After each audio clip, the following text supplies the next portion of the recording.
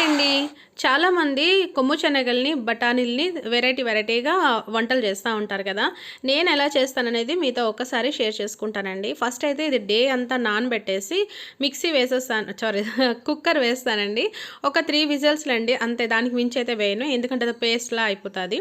అది అయిపోయాక దీన్ని 3 టైప్స్‌లో చేస్తానండి. ఒకటి కర్రీలా చేస్తాను. అలా చేసినా సరే చాలా బావుంటుంది.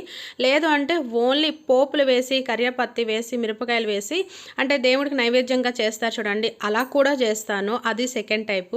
మూడోది ఏంటంటే ఓన్లీ ఆయిల్‌లో ఇవి కొంచెం పసుపు, కారం, సాల్ట్ వేసి బాగా ఫ్రై చేసేస్తాను. ఒక్క 5-10 మినిట్స్ అండి అంతే, దానికి మించి కాదు. బాగా ఫ్రై చేశాక ఇంకా అవి కొంచెం చల్లగా అయిన తర్వాత దాంట్లో కొంచెం ఆనియన్, కొంచెం టమాటో చిన్నగా కట్ చేసేసి కొంచెం పెరుగు వేసుకొనైతే తింటాను. యాక్చువల్‌గా ఇది హెల్త్‌కి చాలా మంచిదంటారు. అప్పుడప్పుడులెండి, ఎప్పుడు కాదు. ఎందుకంటే ఇవి ఎక్కువ తిన్నా సరే డైజెషన్ కాదు కదా! అందుకని కొంచెం మా నలుగురికి కొద్దిగా చేస్తే కొద్దిగా సరిపోతుంది.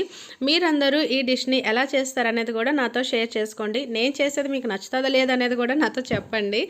ఎవ్రీడే 3 షార్ట్స్ అన్నాను కదా! ఏదో ఒకటైతే కష్టపడతా ఉన్నాను. మీరు కూడా వన్స్ ట్రై చేయండి. ఏమో గ్రోత్ ఉంటుందేమో, ఎవరికి తెలుసు చెప్పండి. మనం కష్టపడి చేస్తూ ఉంటే మన ఓన్ కంటెంట్‌ని ఏదో ఒక రోజైతే మనం గోల్‌కి రీచ్ అవుతాము అనేదైతే నా నమ్మకం. మీరేమంటారు? అండ్ ఇంకో విషయం తెలుసా? కొమ్ము శనగలును, వంకాయ కలిపి చేస్తే మాత్రం ఆహా! ఆ కాంబినేషనే వేరండి. వన్స్ ట్రై చేయండి. మా శ్రీకాకుళం వైపు కొమ్ము శనగలును, వంకాయతో కార్తీక మాసంలో కర్రీ చేసుకొని కంపల్సరీగా అయితే తింటారండి.